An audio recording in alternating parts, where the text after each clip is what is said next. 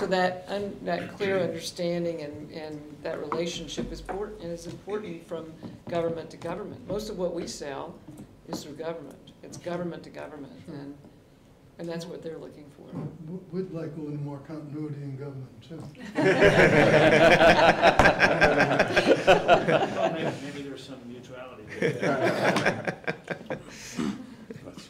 You know, with respect to China, though, it's hard to leapfrog them if they have the designs within months of your publishing them. That's the cyber. Yeah, The depth of the cyber penetration is not even properly understood. I mean, we and some of our, several of us have various products and capabilities that can sense threats, signatures of threats, and they light up like a Christmas tree when you install them. And yet we have not done a coordinated security operations center to pull all that together and shut these doors. Threats evolve every day, and we're not really doing everything we can to defend against them. Well, how could we do it better? Well, you know, a few of us in industry, for example, we do inline network encryptors across large swaths of the market, and we have capabilities to detect signatures of various kinds of attacks, including classified signatures that we're not supposed to know about. We've deployed that capability for some time. No one's, yeah, but the point being that it can be trusted to hold that information and not be compromised. But despite just fielding that capability a few years ago, there's not a coordinated ability for the government to collect that information and then do a coordinated response to those attacks. Huh. It's nobody's fault, it's just nobody has decided it's their job. And I think it's the whole new cybersecurity policy isn't really changing that? Not as of yet. Be happy to discuss it further with you. Well, maybe that's something very well to discuss with the president. I'm not sure he's quite as aware of it as you fellows seem to be, and I gather you all agree about that? I'd raise that when he's here. We'll raise anything at once, but it seems to me that's a very scary. It is. And that in and of itself probably would be a way to slow them down. It takes longer to develop something than to steal it. Right. Exactly. That's interesting. And have you raised this with the intelligence community? And We have.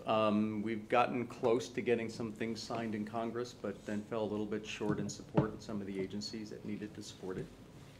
And why wouldn't they be supportive? That's strange to me. Yeah, it's a good question. I couldn't answer it sitting here. Does anybody have any idea why they would be reluctant? Makes no sense. It's hard to know. Well, then that's especially a good thing to raise when the president's here. Also, there's lately been quite a little bit of M&A within your industry sectors. Do you see that continuing? Is that a good thing? Is it a bad thing? What's really impelling it? I think it's just a sign of market forces, right? You know, it's no different than the airline industry or the auto industry, the consolidation and amortization and trying to get these resources to invest in new technologies, capital that's needed. Frankly, there's not a lot left at the mid-tier. You've got a couple of very large major primes that can do many different things, but there's not really much left at the mid-tier that I can think of. What do you mean by that? It's tier one consolidation, yeah. In terms of Much of it is done. Yeah. I don't know. I just think it's Well, market forces at work. I don't think anyone's going to reveal their shopping. I wasn't going in that detailed a direction.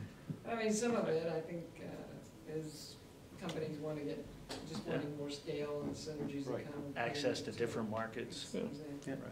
Yeah, something we keep an eye on, and you know, supply chain consolidation, if done in the wrong way, can be damaging.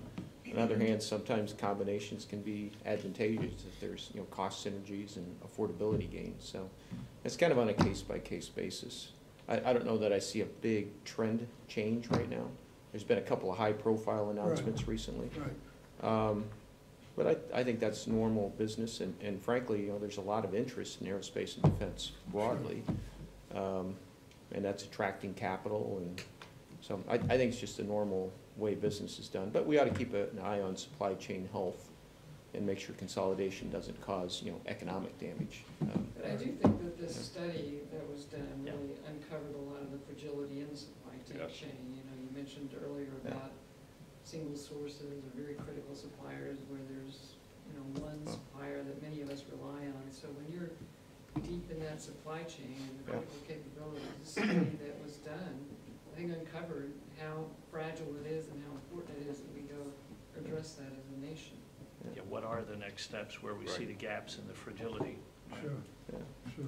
And being really conscious of small businesses. Marty here runs a great little company here, small company that's doing great business, but Spirit Electronics. Right. And we do a lot of great work together. But these small businesses that have high-end capability, but are, because of their size, are more fragile or more subject to these variations in defense budgets. And so creating stability and strength at the small business level. And we've got about 13,000 small businesses in our supply chain in the U.S. Wow, 13,000. 13,000, right? So, and that's where the jobs are. Writ large, aerospace and defense, there's 1.8, 2 million manufacturing jobs. Most of that is out in the small businesses and Sure. medium sizes. So we got to protect that fabric. Well, that's the same in automotive. The jobs are really in the component Yes, manufacturers, correct. not in the OEs. But, Well, in Arizona, it was just reported that there was 7% growth even in increasing jobs in aerospace and defense. wow. Well, I can imagine that.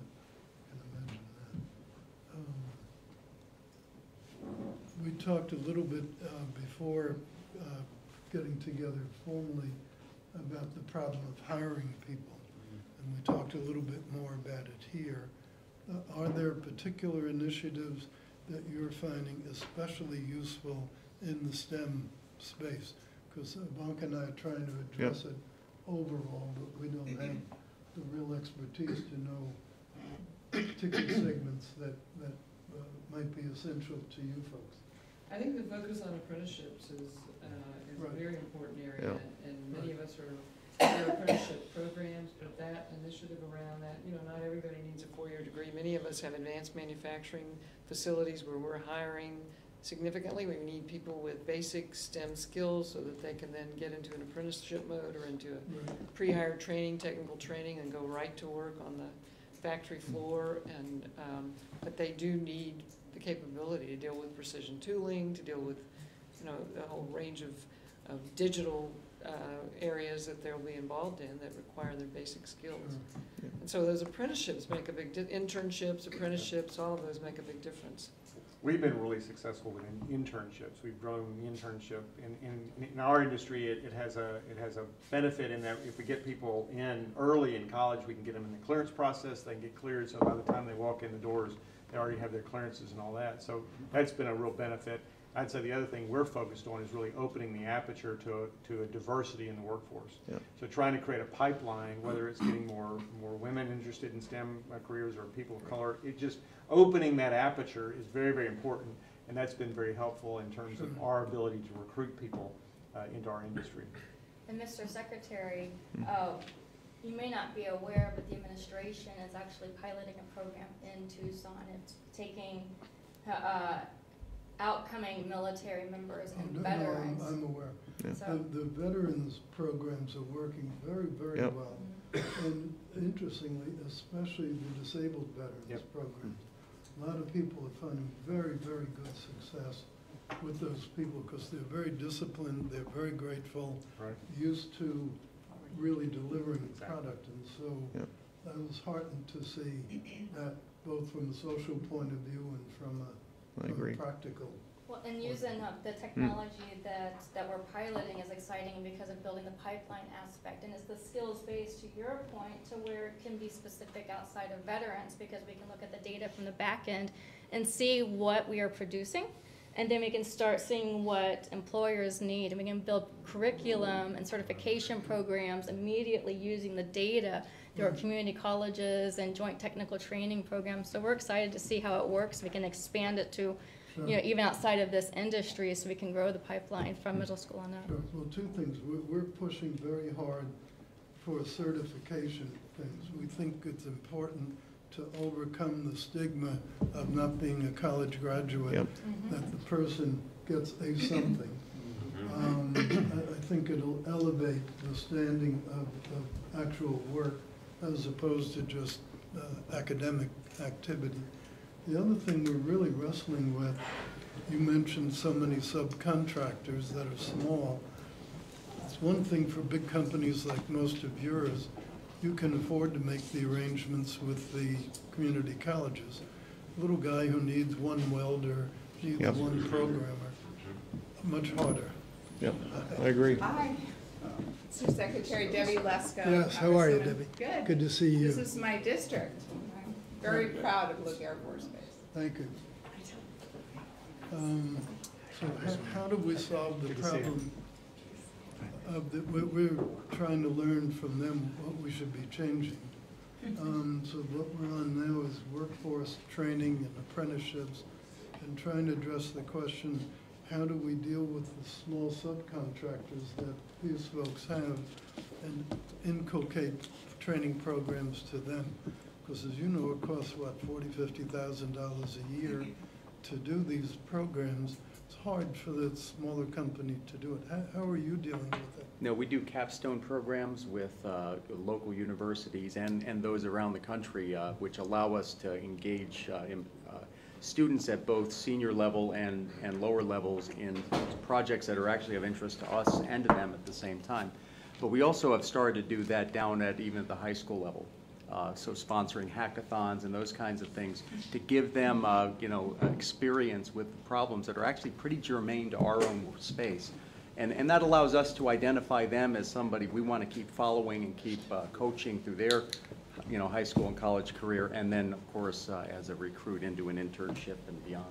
I think it comes down to, Taylor, your comment, you can't only rely on college anymore. You have to start Right. your pipeline even in middle school, and they aren't aware of the needs of employers, and employers don't ask them to come into their locations because we're too busy. But the functions of chambers are really pretty clear that from the educational standpoint, the more you can offer that behind-the-scenes look at business, and that business wants you to come in and work in the summer. Sometimes summer internships is all it takes to get the youth just so excited in their curiosity. I'm in. I want to be in the space division. I want to be in tech. So there's all different ways that That's chambers work interesting. that. Are the others of you finding summer internships to be that useful? Yes. Very, very Absolutely. effective. Very effective. Including at the high school level or more? Yep. Yes. Technical and college. Uh-huh. Most high schoolers don't realize how neat it is to work in aerospace, right? We have a little branding work to do Yep. to make engineering cool again. But you get high schoolers in to see what we really do in the high-tech nature, give them a summer of experience, you hook them, right? So, Yeah, it's just Right. they're scared up front, but once you get them Yeah. in, it doesn't have to be very long term for a student to understand this is something they'd like to do and that they probably can do it with encouragement from the employer. Mr. Secretary, one of the programs that we've implemented, we're located in Yuma, Arizona. Marine Corps Air Station exits about 100 Marines a month. And we have taken our junior college and they've been able to have those Marines exit with certifications using the experience they've gotten while in the military. And I think that is something that DOD maybe needs to look at throughout, because so much of their experience is equivalent to civilian certifications, but the language is so different and the terminology is a little bit different. And so a lot of times when they get out, they don't apply for jobs because they don't think they qualify for them, but in fact, they have more than enough of the skill sets that are required.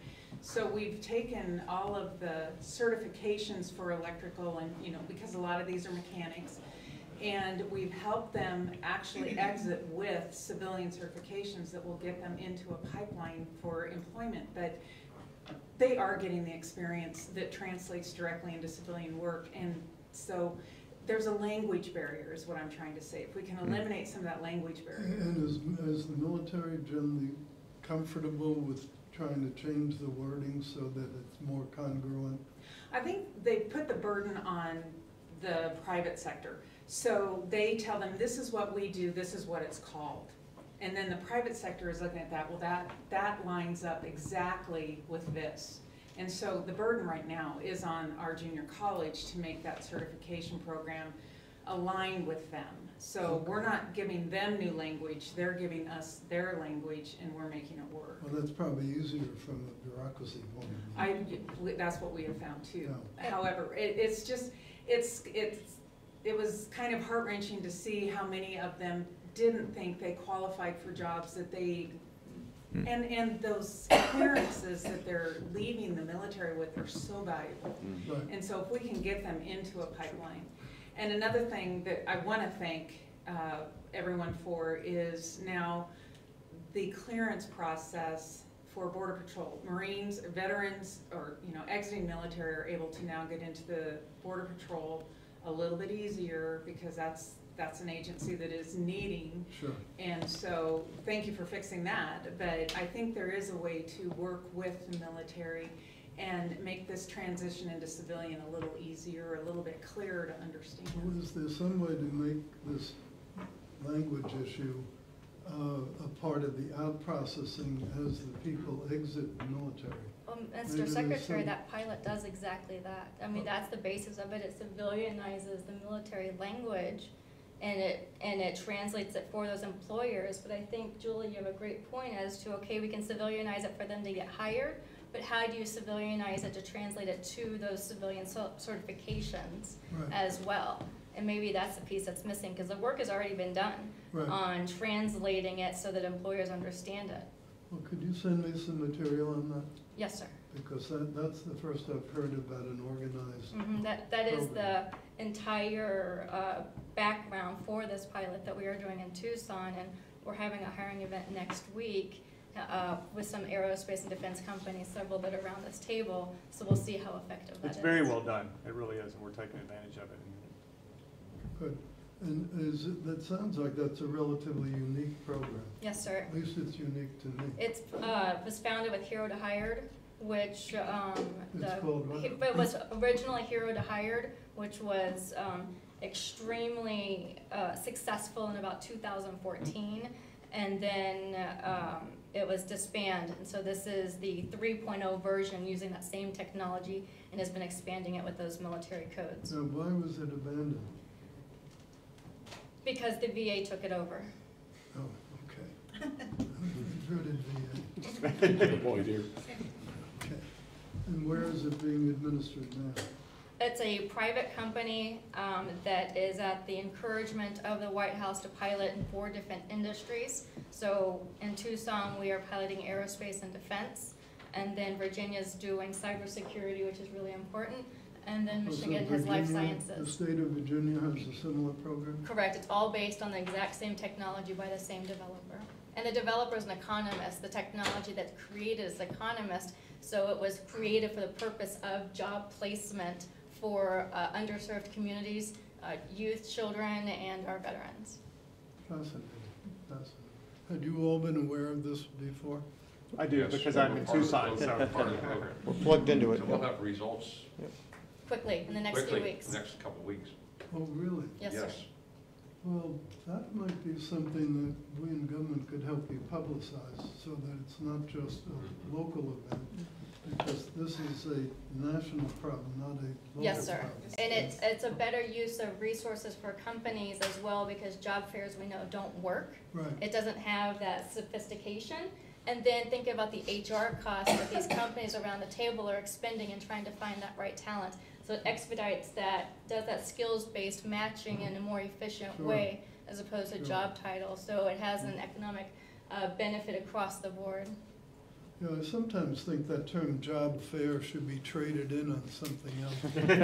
Some Right. Yeah, people's agreed. image of a fair is cows and pigs. I don't think it's a conducive name, and we laugh, but labels count for a lot. Yes, sir. Labels count for a lot, because in theory, if somebody's out of work, a job fair ought to be a useful thing Right. for them, but we all know that those things have not lived up to expectations. So probably part of the problem is content, which is what you're really addressing. But I think there's probably also a marketing problem that's inherent in it, and I think it really starts with the label. Mr.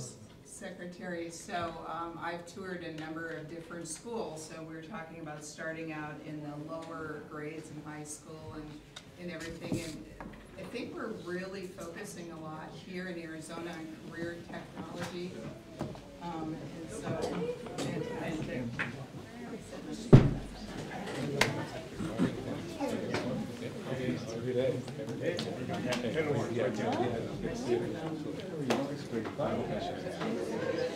How are you? Mr. Secretary. Good to see you. How are you?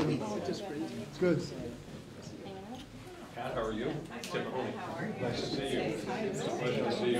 Yes, it's a pleasure to see you.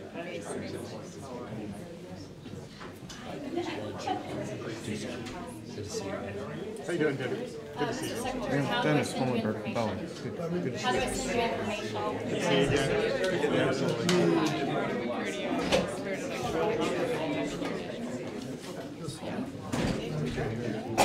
Congresswoman Chris Brady, General Dynamics.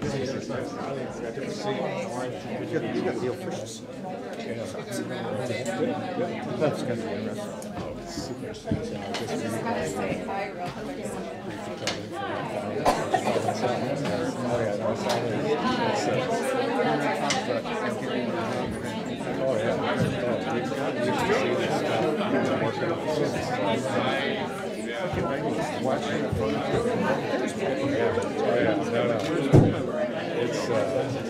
It's between, setting strategy and how it's going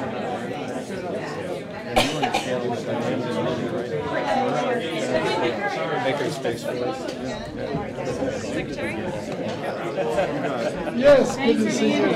Yeah, It went great. Yeah, it was fantastic. Really, great day. Good to see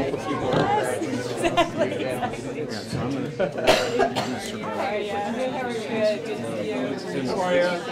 It's so good to see you. Shot some of their missiles. It's like, I'm gonna say that again. Oh yeah, we're not just surviving.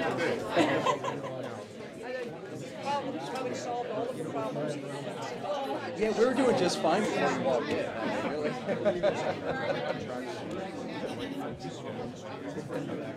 Actually, it was very good. How are you? Good to see you too. Thanks for being here. Yeah, you bet. Thank you. Yes, yeah, I was in Brussels yesterday. Yeah, and worse yet, tomorrow night I'm off to Kazakhstan and Uzbekistan.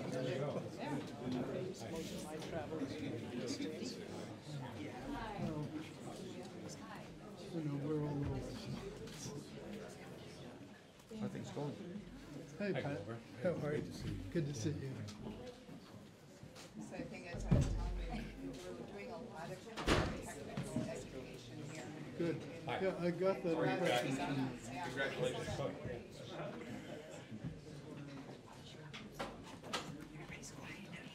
So the tour went well? It did. There was some fantastic aircraft there, and one Army. Yeah, you get a sense of it now, huh? Got to see, we got to show them the F-35, show them the Apache, the various missiles and bombs and weapons that are. Were you able to bring in a warthog? No, there was not a warthog there, but I talked about the warthog all the I time. know. It was good. My message to him was, we need the warthog and the F-35. So I got both my pins on here. And they're not in competition with each other. You need the Ferrari and the pickup truck. The big gun. Yeah.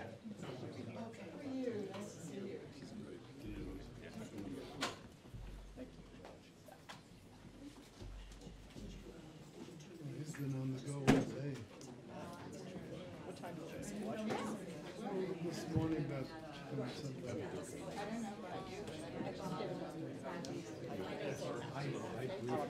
Yeah, our big college space. Well, we were supposed to do one at John Hudson's about It's gregarious. Yeah. 5 Irish Partners plus. so this is a real serious.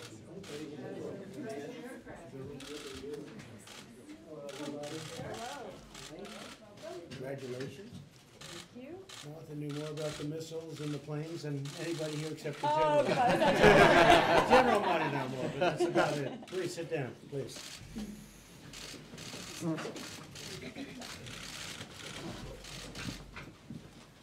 Well, Mr. President, I really appreciate you coming to Luke Air Force Base, and we've assembled a number of the leaders here in the defense industry in our state. And we've got some pretty major national security treasures here in Arizona. Luke Air Force Base being one, Davis-Monthan, Fort Huachuca, Yuma Marine Corps Air Station, Yuma Proving Grounds. But we also have amazing defense industry partners and local communities who are so supportive of our military and who are partners in producing everything that our warfighter needs in order to keep us safe. So you have representation from the different industries as well as the organizations who advocate for the bases here. Well, it's great talent around this beautiful room, and thank you all for being here. Between the head of Boeing and the head of Lockheed and the head of Raytheon and the head of everything else, we have them all. We have them all around, so thank you all for being here. That's an honor. I want to thank General Todd Canterbury for the tour. That's pretty lethal weaponry. I've been going around the last week or so, more so than ever. I've been saying we make the greatest military equipment in the world, not even a contest. There's nothing close, and every other country knows it. And you know, we're talking about something right now where a particular country ordered, you'll never guess who this is, about $110 billion worth of equipment. And I assume you'd like to keep those orders, probably. Yes, sir. But if you don't, Boeing, Dennis, you can let me know. Make things a lot easier. But you make the best, and that's why you have it. Also, Luke Air Force Base, I've heard about it for so long, so good. Top of the line, isn't it, huh? Well, thank you very much, General. I also want to thank our roundtable participants today. Secretary Wilbur Ross doing a great job. All those trade deals we're making, Wilbur, right? Representative Martha McSally, who is a special woman. And I met her when she was in Congress, and we worked together well. She's a great pilot. A lot of people told me she's really a talented pilot as opposed to one that just about made it. She made it easily. And she likes a specific plane. We won't tell them what the plane is. They don't make that plane anymore. That's right. But she's been fantastic. Also, Representative Tom O'Halloran. Thank you very much. Where's Tom? Tom? What are you doing over there, Tom? You can join us, even though you're a Democrat. Representative Debbie Lesko, and Debbie, great job you've done. Thank you. You've done a great job. Thank We you. worked hard a couple of years ago, and We did. now your district loves you, right? So it's I been sure good. hope so. They better. 4 elections Hey. in 1 year. Yeah, I that's tell true. Yeah. You set a record. Well, That's welcome true. to my district. Well, thank you very much. It's great Thank to be you. here. Thank you. Deputy Secretary Patrick Shanahan. And Patrick, thanks. Great job. He's a good purchaser of equipment. I hope you find that he negotiates well, because if he doesn't, I'm going to be very disappointed. What do you think, Dennis? Is he okay? He's tough. Huh? He's tough. He's I good. would expect you to say that. Dennis is Boeing. So thank you very much, Patrick, and it's been great working with you. And we've made some big purchases, some good deals, a little bit better than presented, and it's the best. There's nothing like the stuff. Secretary Heather Wilson. Heather, thank you very much. Appreciate it. Thank you. Great job you're doing. Undersecretary Ellen Lord. Thank you. Thank you. Thank you, Ellen. You're keeping busy, right? Absolutely. Good, I think so. And all of the outstanding representatives who join us today from America's aerospace and defense industry, civil society. I mean, if you look at the civil society and the business society, it's been pretty amazing what's happened over the last 2 years. And you're all doing well, and we're doing well. The country's doing well. We're setting new records on jobs. We've got every category, just about every category is a new record or very close. And a lot of them work for you, A lot of them work for your great companies, and they are great companies. Thank you very much. This incredible state is home to 6 major military installations, more than 30,000 military personnel, and thousands of defense companies. Arizona's military industry supports 76,000 jobs, that's big, and creates 11.5 billion in economic output. So what state would be comparable or larger? Is it larger? I mean, Texas does great. I think we're number 3 on the list. Number 3, all right. But We're knowing you, punching above our weight. she'll be number 1 very quickly. That's why she's doing so well. They all know. The United States must always invest in a strong military, and it's been very important for me. The military has been vital. That's why we had Wilbur $700 billion approved last year and $716 billion this year. And General, everybody that passes me from the military thanks me for the new equipment. We were very depleted, and we're not depleted anymore, although the equipment's pouring in, but we're not depleted anymore, so that's fantastic. We've secured record funding for the armed forces. The funds will support new fighter jets, ships, tanks, thousands of new recruits. We also gave something very important, and that was a pay increase, the first in 10 years, a nice substantial pay increase to the people that deserve it so badly. And one of the things that was very important to me is to totally modernize and rebuild our nuclear arsenal, and we're doing that. And we will very shortly be in a position where there won't be anybody close. Not that we ever want to even think about using it, but if we're not going to use it, the best way, the only way, is that's the way we don't have to use it, right? So we're doing a lot of work on that, and in a very short period of time, already we're superior, but we will be at a level that nobody competes with. Earlier this month, we released our landmark defense industrial base report, which outlines new ways to strengthen our defense and manufacturing base. American-made military products are more effective, more lethal, and more precise than any other equipment in the world, and I've been going around saying that. And we have a lot of countries that are dying to order our stuff, but we don't like them that much, so we don't let them order. But overall, Marilyn, I don't think you're complaining, right? And that F-35 is special. That is a special, that's a special fighter, right? It's great. So we have to ensure that our warriors, our brave, brave warriors, have the resources that they need and deserve, and that our allies and partners continue to purchase American products. We want them to purchase our products. They're the best products. Joining us today are several inspiring leaders who all share my commitment to supporting our military, and they're making America more prosperous, more competitive, secure, and proud. And we really do. I mean, I know these people pretty well. I knew them a little bit in private industry. I know them a lot from what I've been doing for the last almost 2 years. Can you believe that, Dennis? It's almost 2 years already. We just gave him an order for Air Force One. Air Force One now is 30 years old, and it was time. And they wanted to do it for the last 2 administrations. They never got it done. We got it done. Thank you. Yep. And hopefully you're going to speed it up. Going fast. And it's going to be incredible. Actually, Boeing is doing it. It's going to be a new color system, red, white, and blue, and it looks phenomenal. It's the right color system, and if it looks as good as it does in print and in the models, it's going to be fantastic, right? So I hope you're moving along. That's moving along very fast, I hear. We're moving fast and continuing to focus on getting it delivered. Very good, very good. So I just want to thank you all for being here, and if you have any questions, I'd like, maybe before that, I'd like to introduce Martha McSally, say a few words. She is very special, a person that has taken the whole country by storm. They're talking about her all over the country. I don't know, I don't want to make you feel a little bit like, oh, gee, what's happening? But they're talking about you all over the country, and I fully understand, and I got it a long time ago. I think you're going to be very, very successful. This is a non-politician who's brilliant and brave, and became a politician and was very successful. Her area, her district loved her. And now, as you know, as some of you know, she's running for the Senate in Arizona.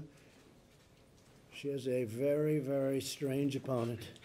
I have to tell you, Martha, that should be easy, but You gotta get in there We're fighting, here in right? an Huh? official capacity. That's right, I know, official is right. So anyway, please say a few words, Martha. We're very proud of you. Thank you. Thank you, President Trump. I really appreciate you spending the day here and taking the time to come to Luke Air Force Base. I mean, this base has a long history here in Arizona of being part of keeping our country safe. And we have such tremendous partners here around the community in the West Valley that are very committed to making sure that this space is protected and that our airmen are protected, and we've got the Fighter Country Partnership as well, that they're just amazing, the partnership there. We've got the same kind of partnership in Southern Arizona Defense Alliance here.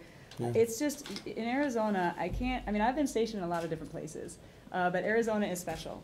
And I guess everybody might say that, but I really feel that in my heart, because so many people here have served, so many people came here to serve, or even came here to work at one of these companies, and then they choose to say, like, this is where I want to be, this is where I want to stay, this is where I want to retire. But there is this, partnership amongst the communities to support our troops and our bases and our defense industry that is really unmatched around the country. And I think, everybody nodding here will tell you it's really special, and I think it sets the example for the rest of the country. And that's everything from, again, I'm thinking about it, I've shot some of their missiles and I've used their rescue equipment. We could go around the room. I mean, in the defense industry, I don't want to leave anybody out, but they are, patriots wear civilian clothes as well. And many of these industries have chosen to locate here. Also, Arizona is a great state, right? It's a great state to live, it's a great state to relocate your family, so all that comes with that has just been so critical for us here in Arizona, and these representation, these leaders who have people who are coming here with their families to be a part of the team, which is, they're partnering us to equip the warfighter, to make sure that we keep our country safe. So it's not just our military who's doing that, it's the engineers every day that are finding new capabilities for us, that are working at each of these industries.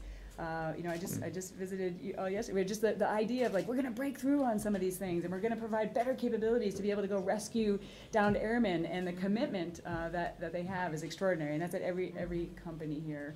And these organizations, UMA 50, SETA, I mean, they're doing everything from helping our deployed airmen's families or all the services when they're deployed, get their oil changed, help with daycare. I mean, you name it, the things that they do to step in, where the military has some legal limitations and the civilian community, civic society steps in, it's really extraordinary. So I just want to leave it at that, and I'm so grateful for all of you to be here, and thank you for coming. Well, it's a firsthand. great state. We love Arizona. General, could you maybe talk about Luke a little bit? Because it's got a big reputation. Yes, sir. It is an honor and privilege to lead the more than 5,600 men and women of Luke Air Force Base.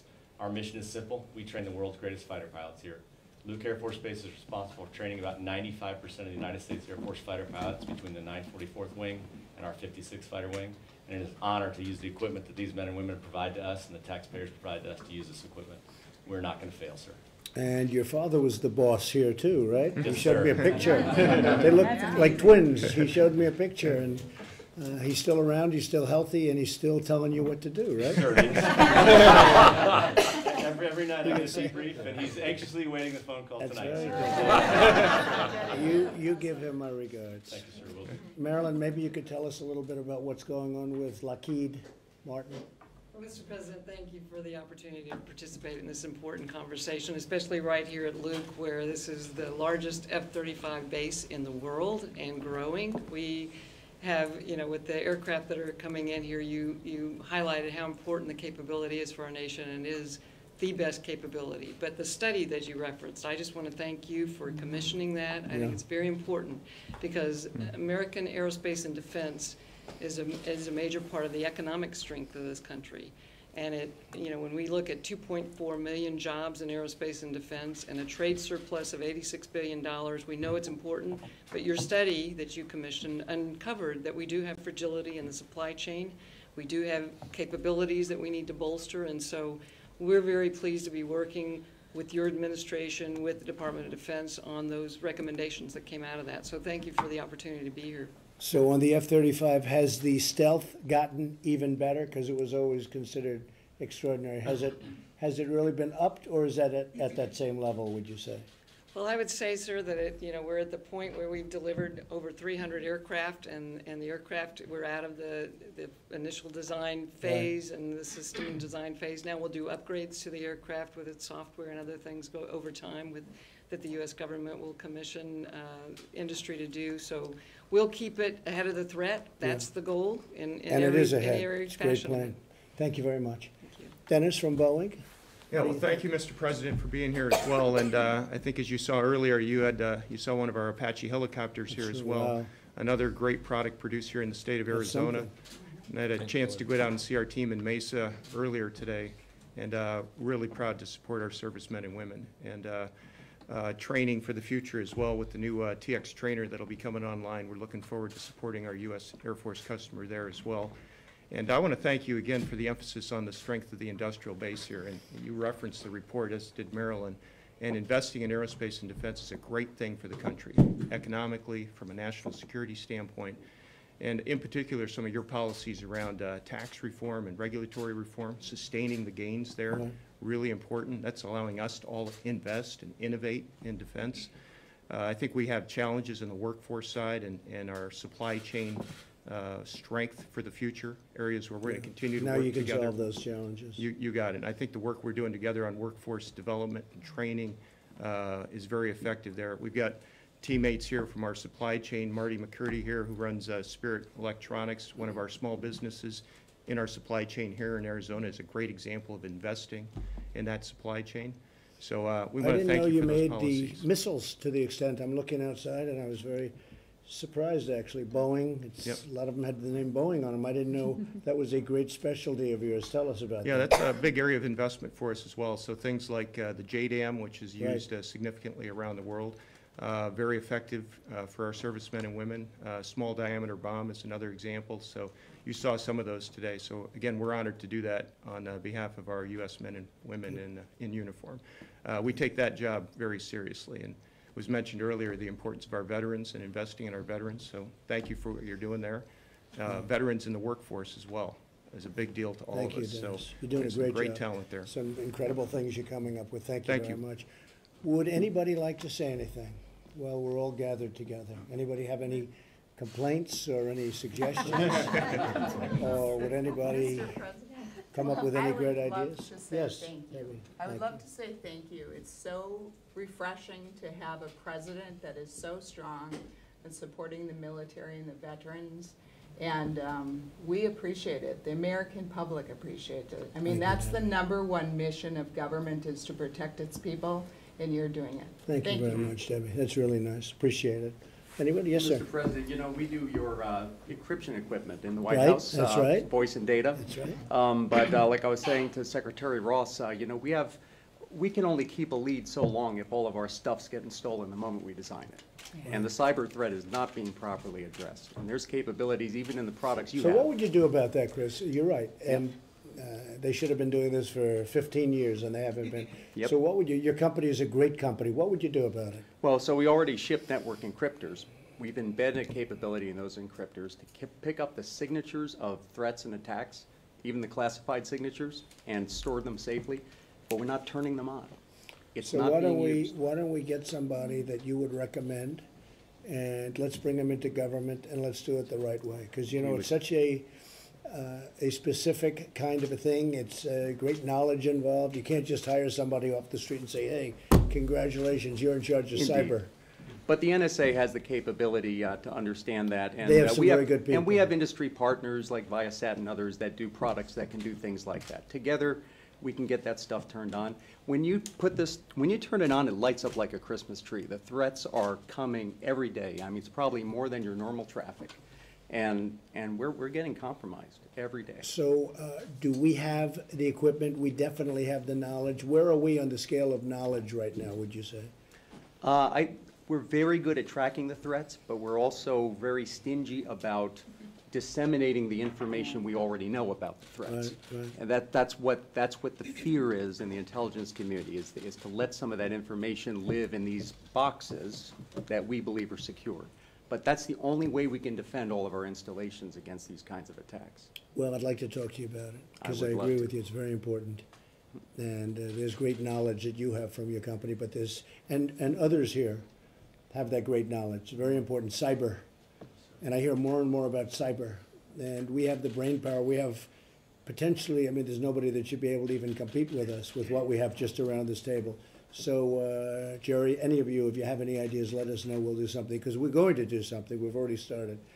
But I'd rather start it from this table than any other table in the world. Does that make sense? You understand that? We have the brain power right around this table. So, good. Thank you, Chris. That's fantastic. Would you like to say something? Oh, sir, I'd leave it to the community leaders here in their time. You're doing a great job, though, Heather. Everyone's Thank you, saying. sir. Our Everyone's saying. job is to keep the country safe, sir, and the F-35 is part of that. We like winning, and the F-35 wins, It's a great and the plan. airmen win. Great plan.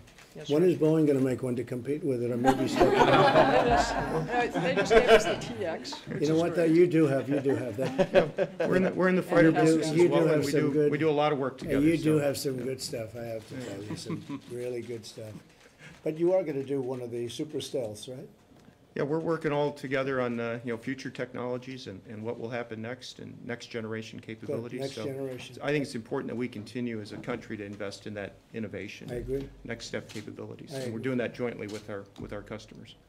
Wilbur, do you have, yes? I just say that, you make a very important point about how national security also drives economic security, and on the F-35, today, it supports 194,000 jobs across the United States and 1,500 U.S. suppliers. So not only is it got the high capability that we need to keep our citizens safe and to work with our allies to make sure that we have protect and safe and secure environment for our people, but it also brings a lot of jobs. And even here at Luke, I think we have over 400 industry professionals, and that's growing to 700 in the next couple of years, that are supporting the F-35 on the base here. That's just a microcosm of all the jobs across the country. Right.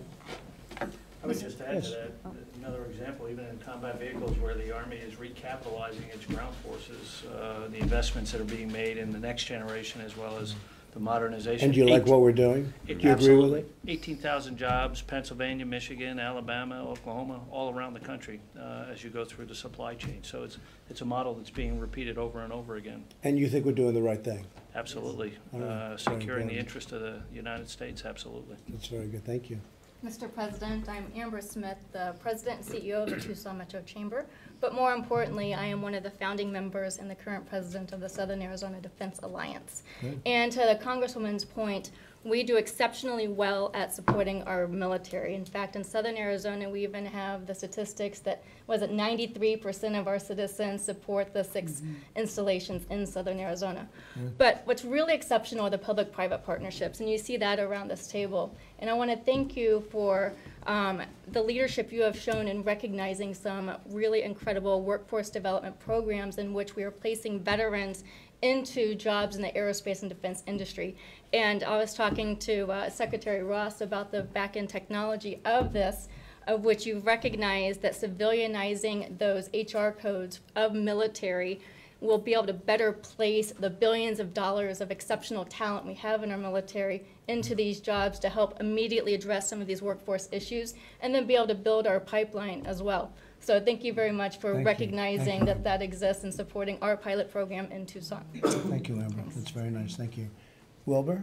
We're going to help publicize the event, the product that's coming out of her workforce Good, development. that's great. It's a very interesting That's idea. We also got some very good suggestions before you came here about space. So there are a couple of recommendations I'm going to carry forward to Vice President Pence for the Good. Space Council, and So hopefully. we're doing a new force, you know that, right? How does the Air Force feel about that? But we're doing a brand-new force, and it'll be the Space Force, and everybody's excited.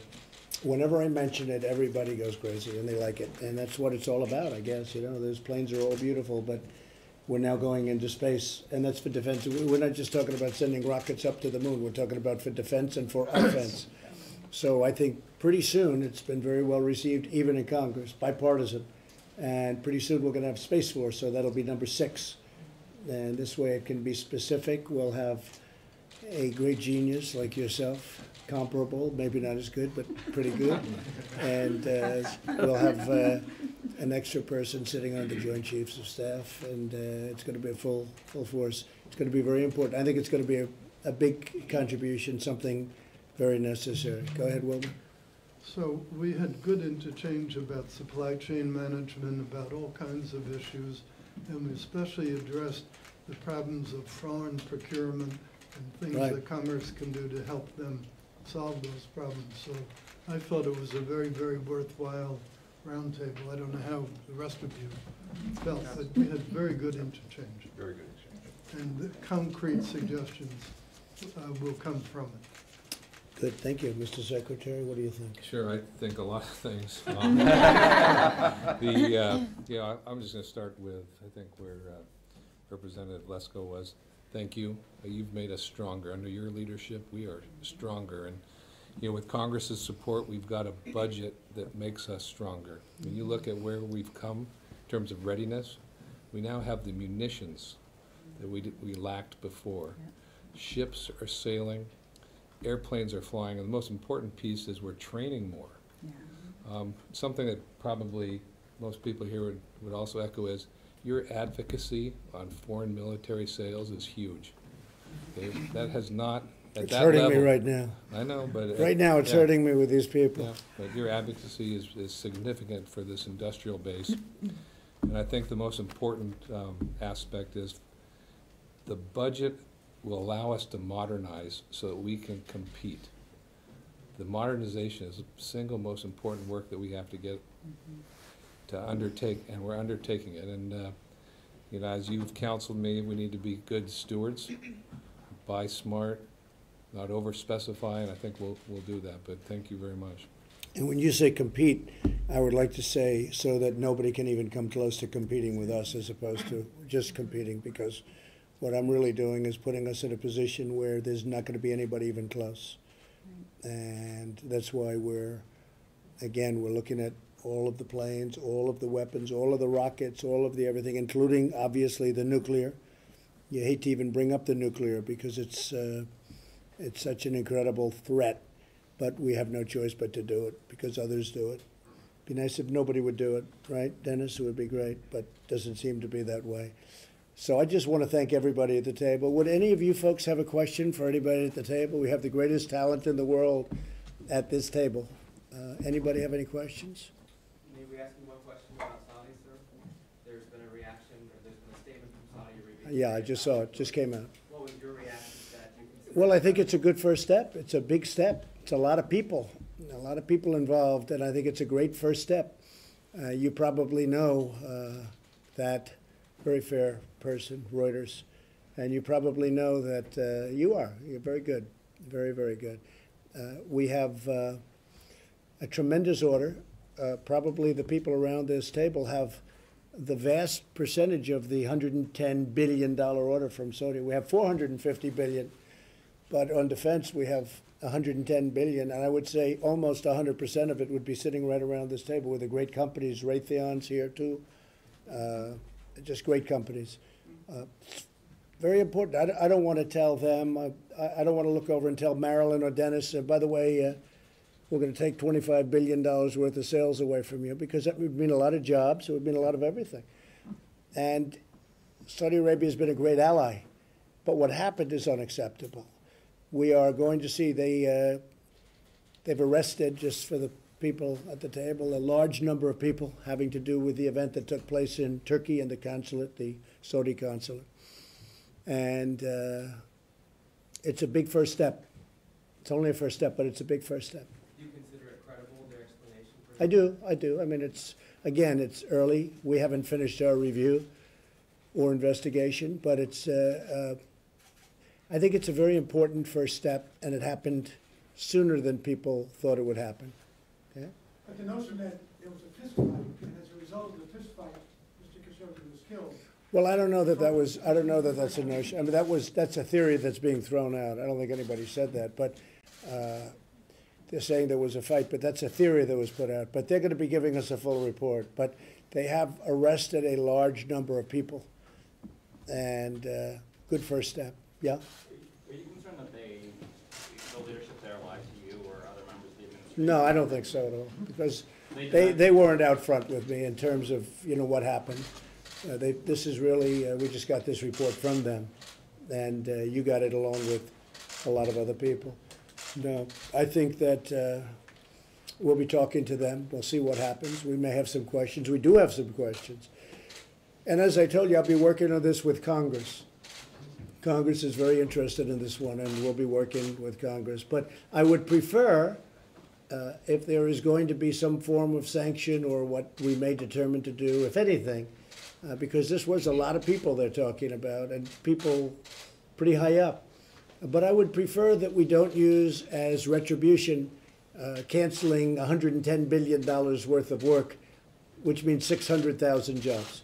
I know it sounds easy and it sounds good, and a lot of people have said, oh, let's just not sell them 110 billion, or I guess you take it a step further, let's not sell them 450 billion, which is the largest order in the history of our country. I went there to get that order. Saudi Arabia was my first stop, and everyone thought that was unusual, but I said, I want you to order a tremendous amount of stuff, right? Everything, your stuff and everybody's stuff. And Wilbur was there. They ordered $450 billion. There's never been anything like it or close. The last thing I want to do is say, we're not going to supply you with that, and therefore we're going to cut. I guess if you add the whole thing up, because just for the military was 600,000 jobs. So now if you're talking about, that was 110 billion, you're talking about over 1 million jobs. I'd rather keep the 1 million jobs, and I'd rather find another solution. But this was a good first step today. Okay?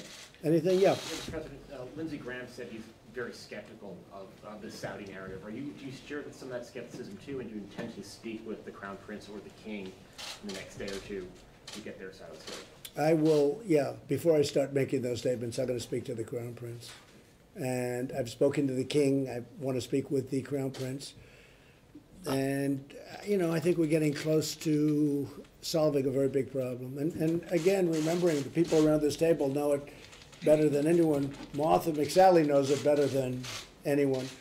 They've been a great ally in the Middle East. We need them as a counterbalance to Iran. And so it's not the simplest solution. It's not the simplest situation to be in. But I think we're doing very well. I think we've come a long way in a short period of time, and it'll get solved. It'll get solved. Okay? Yeah, please. Sir, do you trust the Saudis to carry out an impartial investigation, given that the Crown Prince is kind of in charge of it, or do you think a third party should be involved? Well, we have third parties involved. We're involved. We're involved. Turkey is involved. And I wouldn't say they're exactly friends. I would think that Turkey and Saudi Arabia, they're not too friendly. And Turkey's involved, and others are involved, frankly. I mean, people are not happy about what happened. But this is a very big turnover when you look at the number of people that they say were involved. That was a very important thing that they did, and they did it soon. They did it, we thought it was going to be the end of next week. They did it soon, which I think is very smart. But no, I would have to say they have been our ally. We've had great relationships with them. This is a horrible event. It has not gone unnoticed. Okay?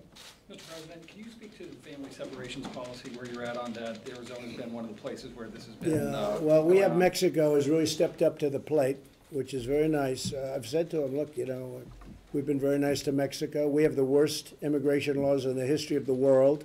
They're incompetent. And in fact, we have a great Democrat here. Maybe we could negotiate some immigration laws while you're here. You'd be very good. You, I would like to do it with, because you know what you're doing. We have just a horrible situation with the laws. The laws don't allow us to do anything. And then we have the judges that are, let's say, that are giving us decisions that are horrendous. And hopefully they'll be overturned in the Supreme Court, or sooner. But I don't know if you know what's happening, and probably a lot of the people at the table don't know what's happening, because this just happened. But people are coming over from Honduras. They have like 5,000 people, Honduras and Guatemala, El Salvador.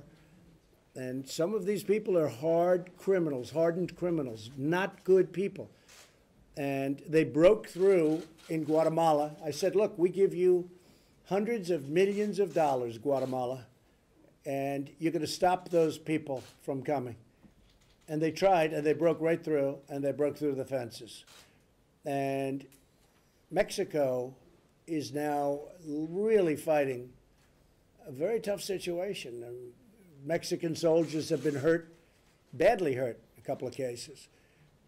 But I very much respect the fact that Mexico is willing to do this. But these are some bad people coming through. These aren't babies. These aren't little angels coming into our country and going to, go to work for Boeing and go to work for Raytheon and for Lockheed and do a great job. These are some hardened criminals coming in.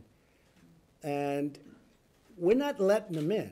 We've got enough things right now. We're just not letting it happen. So Mexico, on their southern border, is fighting them right now, literally fighting them. And these people are fighting. And they put all the women and children up front to show you how brave they are. They put all the women and children up front. And it's a terrible situation. And if we had laws, I could sit down and you give me a group from the Democrats, I could sit down and in 1 hour, we would solve catch and release by getting rid of it. You know what catch and release is, Dennis? They walk over. If they put 1 foot on our land, we catch them. We then take the information because it's impossible to bring them to a court. We have to bring them to a court. So we bring them to a court, but the court's never there because you don't have enough judges. There aren't enough judges in the world. If you've got every judge in the world, you don't have enough judges. So you catch them and you release them. And they go into our society because you're not allowed to release them back into theirs. And that's one of the better ones, okay? It's just a horrible situation. We have the visa lottery, where we take people by lottery from countries. Now, just, from a business standpoint, do you think they're giving us their finest? We get some real beauties out of the lottery. These countries, they're not stupid. They give us people that they don't want, and we have to take them. So I could sit down with Democrats and work this thing out in 1 hour. And we need a wall. We have to have a wall. We're building the wall now, but we should build it very fast. We should build it, frankly, we should build it even higher because these people, it's incredible. They can scale them. They can do things you wouldn't believe. But we have a wall. It's going up, but we should be able to build that in 1 year, and we could do it in 1 year. So we'll see what happens. I think this is going to be a real wake-up call for the Democrats and for the public. People are very angry about it. Very, very angry. Okay. Any other questions? Yeah. What evidence do you have that these are hardened criminals trying to come into the United States? Oh, please, don't be a baby. Okay, take a look. Okay, just take a look. Look at what's happening. Look at the Mexican soldiers that are laying on the ground. Take a look. These are hardened, I didn't say in all cases, but in many cases, these are hardened criminals. These are tough, tough people. And I don't want them in our country. And neither does our country want them in our country. Okay? Thank you all very much. Thank you. Thank you very much. Why don't you folks, if you would leave, we'll talk here a little while. Thank you. See you at the rally. Everybody going to the rally? We've got 66,000 requests, but we only have 15,000 seats. Well, that's better than the other way around. The other way around is unacceptable, and it's all for Martha. That's pretty amazing. No, the other, hey, that can happen too. We know that, right? At 15.